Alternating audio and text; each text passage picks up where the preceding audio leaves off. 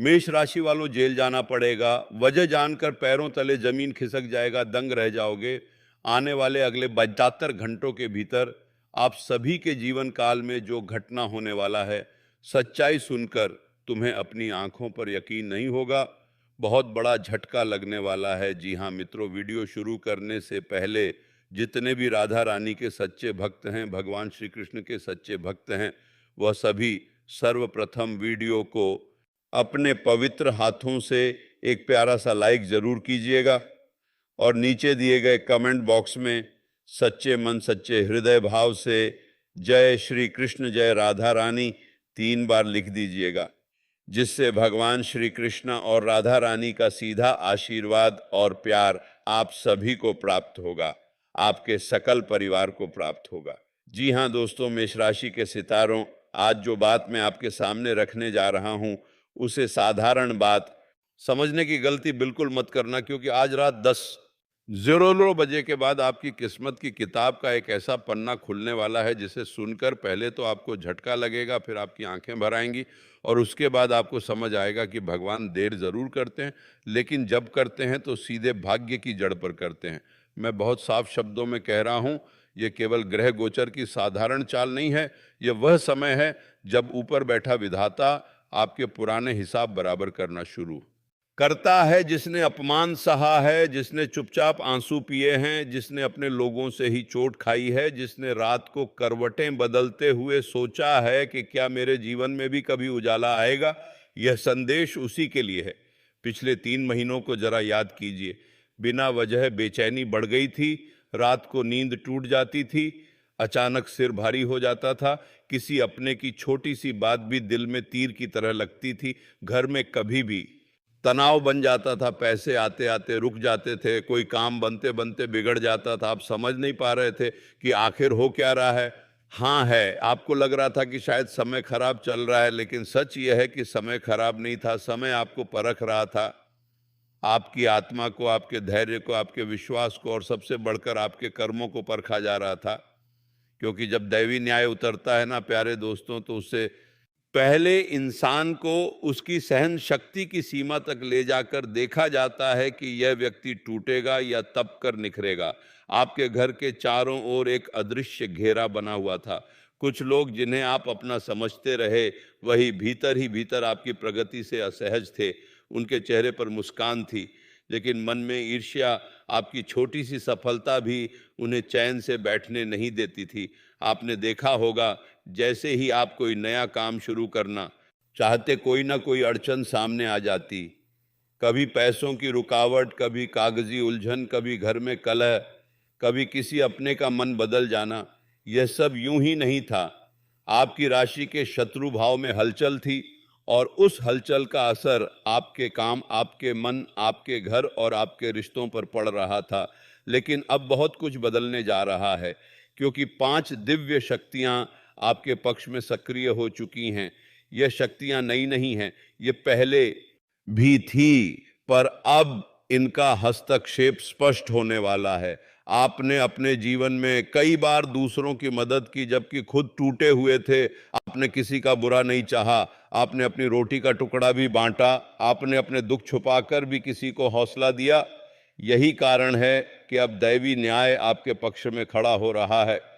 गीता में भगवान श्री कृष्ण ने कहा था कि कर्म कभी नष्ट नहीं होता, वह या तो तुरंत फल देता है या समय थी आने पर लौटकर जीवन बदल देता है। आपके अच्छे कर्म अब लौटने वाले हैं, लेकिन ध्यान रखिए, जब न्याय आता है तो सबसे पहले भ्रम तोड़ता है।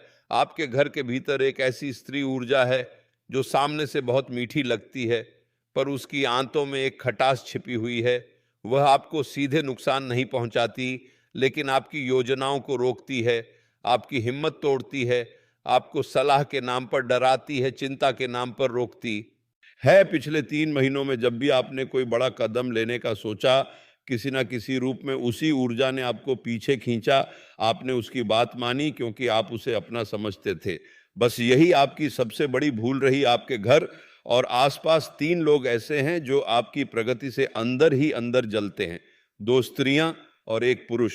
ये लोग खुलकर विरोध नहीं करते, लेकिन आपकी अनुपस्थिति में आपके बारे में बात करते हैं।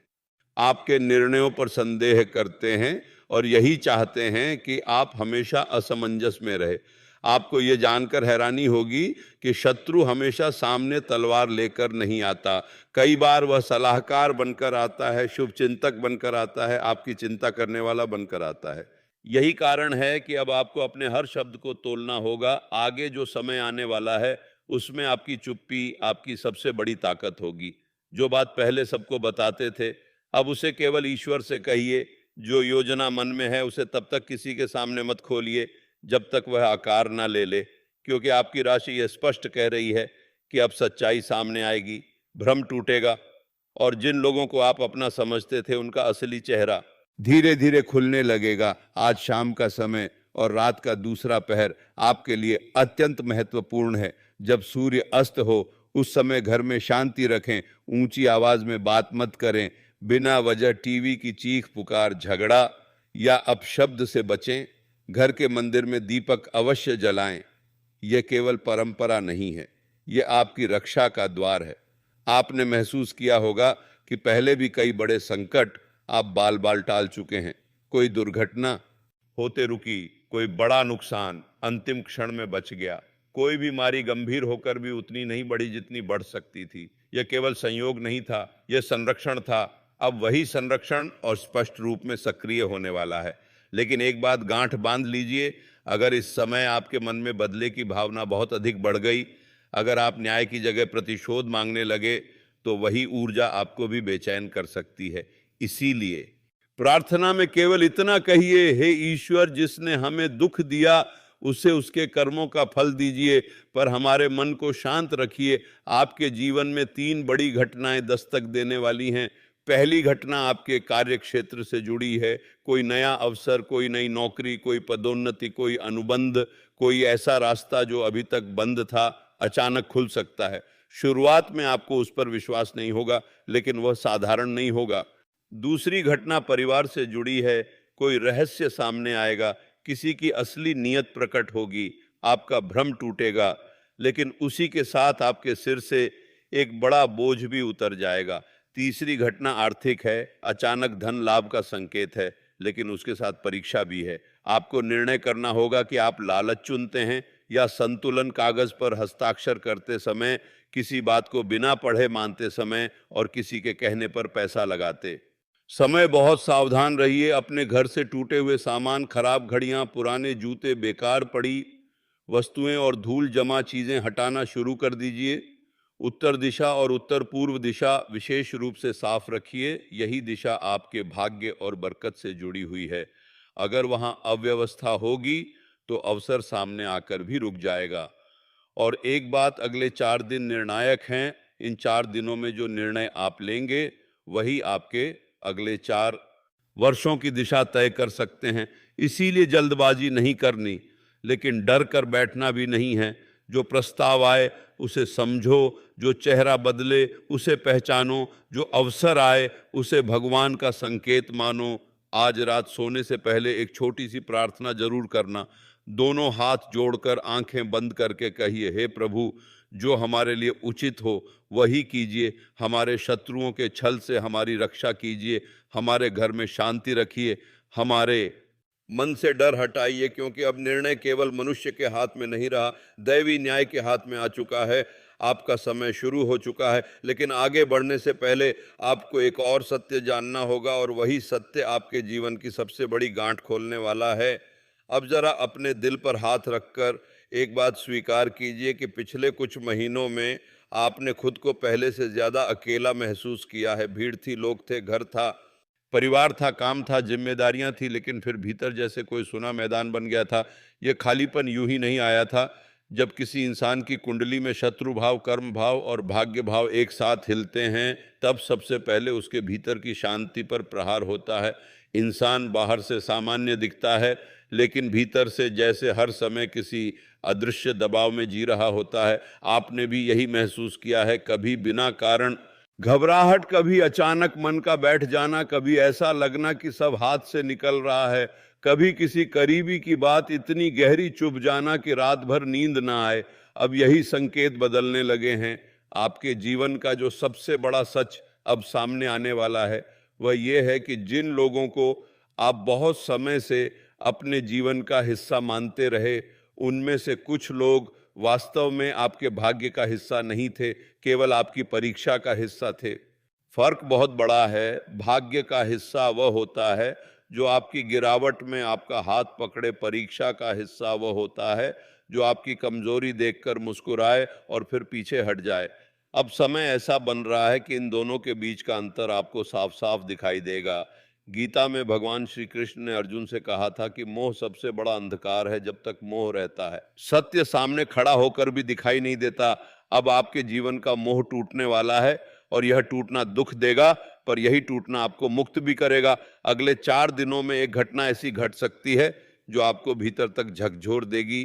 कोई ऐसा व्यक्ति जिसे आप अभी भी अपने निकट मानते हैं, उसकी बात, उसका व्यवहार, उसका मौन या उसका बदला हुआ चेहरा आपको संकेत देगा कि अब वह पहले जैसा नहीं रहा। हो सकता है वह आपके संदेश का उत्तर ना दे, हो सकता है वह आपके बारे में किसी और के सामने बात करें, हो सकता है वह आपके निर्णय पर हंसे, या फिर ऐसे समय में दूरी बना ले जब आपको सहारे की जरूरत हो। उस क्षण रोना मत, टूटना मत, पीछा मत करना। बस एक बार मन ही मन कहना, धन्यवाद प्रभु, आपने मेरा समय बचा लिया।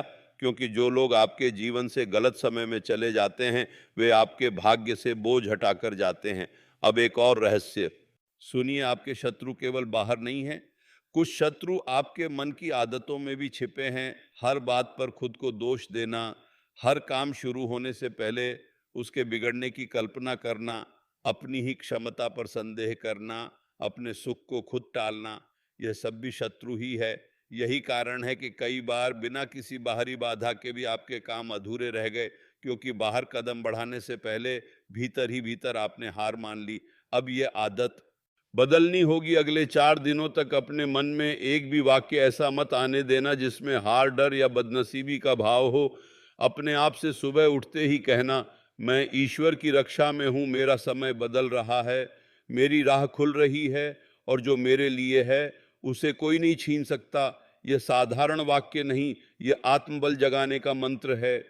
अब बात उस कार्य क्षेत्र की करते हैं जहां बहुत बड़ा मोड़ आने का संकेत है। आपने अपने जीवन में बहुत मेहनत की लेकिन पूरा फल नहीं मिला। कई लोग आपसे कम ज्ञान, कम अनुभव और कम योग्यता लेकर आपसे आगे दिखाई दिए। आपने कभी अपने काम में कमी नहीं छोड़ी, फिर भी आपका नाम पीछे रह गया। अब यही स्थिति बदलने वाली है। कोई पुराना अटका हुआ काम, कोई बंद पड़ी संभावना, कोई अधूरी योजना, कोई ठुकराया हुआ अवसर या कोई रुका हुआ संपर्क फिर से आपके सामने आएगा। ये वही चीज होगी जिसे आपने कभी मन में कहा था, काश ये हो जाए तो जीवन बदल सकता है। अब जब वही बदलात लौट कर आए तो उसे हल्के में मत लेना। भाग्य जब लौटकर दूसरी बार दस्तक देता है तो वह देखता है कि इस बार इंसान पहले जैसा डरपोक है या परिपक्व हो चुका है। आपके सामने एक प्रस्ताव आ सकता है। ये प्रस्ताव देखने में अच्छा लगेगा और वास्तव में लाभकारी भी हो सकता है, लेकिन इसके भीतर एक शर्त छिपी होगी। यही कारण है कि मैंने पहले कहा, हस्ताक्षर करने से पहले पढ़ना। किसी भी कागज, अनुबंध, साझेदारी, निवेश या लेन देन में जल्दबाजी मत करना। कोई मीठी बातों में उलझाकर आपको जल्दी निर्णय लेने के लिए कह सकता है। उसी समय रुक जाना, गहरी सांस लेना, पानी पीना और बस इतना कहना, मैं सोचकर बताऊंगा। जो प्रस्ताव सही होगा वह आपका इंतजार करेगा, जो गलत होगा वह जल्दबाजी करवाएगा। यही उसकी पहचान है। अब एक अत्यंत सूक्ष्म लेकिन महत्वपूर्ण बात घर की ऊर्जा को लेकर समझ लीजिए। पिछले कुछ समय से आपके घर का वातावरण एकदम समान नहीं रहा। कभी अचानक झगड़ा, कभी बिना कारण, बच्चों की जिद, कभी पति पत्नी के बीच खिंचाव, कभी बुजुर्गों का मन भारी, कभी घर में अजीब सी थकान। यह केवल स्वभाव का मामला नहीं था, यह ऊर्जा का मामला भी था। उत्तर पूर्व दिशा, मुख्य द्वार और घर का पूजा स्थान, इन तीनों जगहों का आपके भाग्य से सीधा संबंध है। अगर इनमें से किसी भी स्थान पर अव्यवस्था, धूल टूटी वस्तुएं, खराब घड़ी, बेकार सामान, जूते, चप्पल, फटा कपड़ा या लंबे समय से रखा हुआ कचरा है तो उसे तुरंत हटाइए। आपने जो बोझ मन में ढोया उससे अधिक बोझ कई बार घर की रुकी हुई वस्तुएं ढोती हैं। संध्या का समय आपके लिए अभी विशेष शक्ति वाला समय है। सूर्यास्त के बाद घर में ऊंची आवाज में बोलना, बिना कारण टीवी तेज रखना, कटु समय चर्चा करना, पैसे का लेन देन करना या किसी के बारे में बुरा बोलना इस समय बहुत भारी पड़ सकता है। इसके स्थान पर जैसे ही संध्या हो, घर में एक दीपक जो लाइए। अगर संभव हो तो तिल या सरसों के तेल का दीपक जलाते समय एक बार महादेव, एक बार हनुमान जी, एक बार शनिदेव और एक बार माता लक्ष्मी का नाम लीजिए। फिर मन ही मन कहिए, हे देव, जो हमारी प्रगति में बाधा है उसे दूर करें, जो हमारे शत्रु हैं उन्हें उनके कर्मों का फल दें और हमारे घर में शांति स्थिर करें। यह प्रार्थना आपके घर की सूक्ष्म रक्षा करेगी। अब उस महिला की बात फिर से स्पष्ट रूप में समझिए, क्योंकि आपकी कुंडली बार बार उसी पर संकेत कर रही है। वह महिला बहुत बोलती नहीं होगी, या बोलती भी होगी तो बड़े मीठे तरीके से वो खुलकर विरोध नहीं करती, लेकिन आपकी सोच में संदेह भर देती है, कभी चिंता के नाम पर, कभी भलाई के नाम पर, कभी सलाह के नाम पर। उसका एक विशेष संकेत ये है कि आपकी कोई भी बड़ी बात, योजना या निजी जानकारी कुछ ही समय में किसी तीसरे व्यक्ति तक पहुंच जाती है। अब आपको इस बात को लेकर सजग होना होगा। सामने सम्मान रखिए, लेकिन भीतर से सीमा खींच लीजिए। हर बात सबको बताना सरलता नहीं, मूर्खता भी हो सकती है।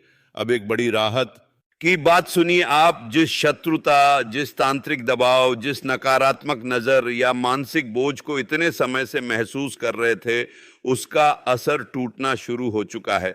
शत्रु अब घबराए हुए हैं, उनकी नींद उड़ रही है, उन्हें समझ नहीं आ रहा कि उनकी चालें क्यों निष्फल हो रही है।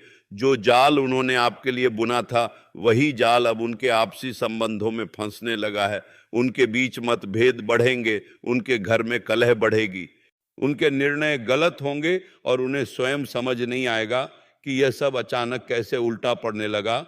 यही दैवी न्याय है। लेकिन ध्यान रखिए, आपको आनंद नहीं लेना, आपको केवल देखना है। बदले की हंसी आपकी ऊर्जा को नीचे गिरा देगी, दया और मौन आपको ऊंचा उठाएगा।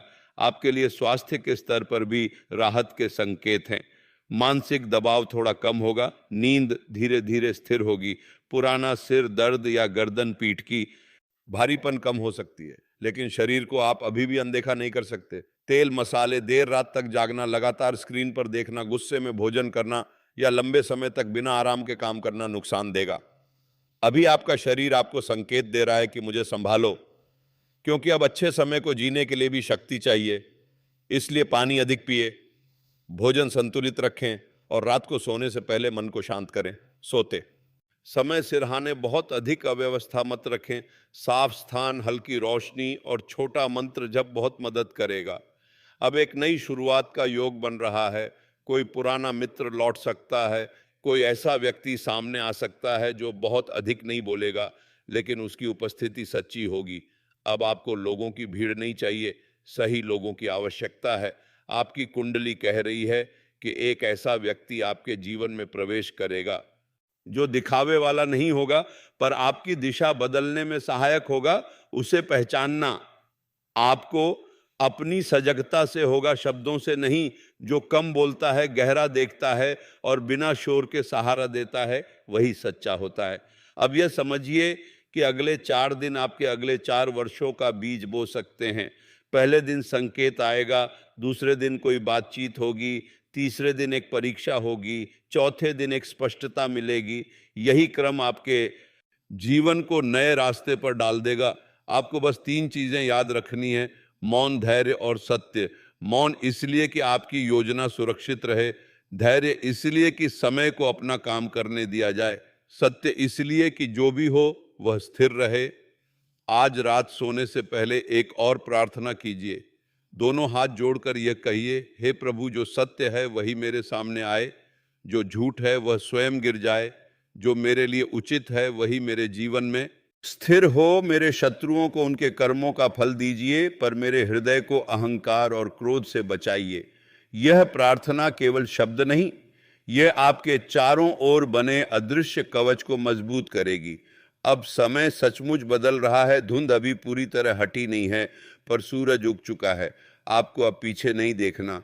आपने बहुत अपमान सहा, अब सम्मान का समय है। आपने बहुत कमी देखी, अब बरकत का समय है। आपने बहुत रोया, अब मुस्कुराने का समय है, लेकिन मुस्कान तभी स्थिर होगी जब आप अभी की इन चेतावनियों और संकेतों को गंभीरता से पकड़ेंगे। यहीं से आपके जीवन का नया पन्ना खुलना शुरू हो चुका है।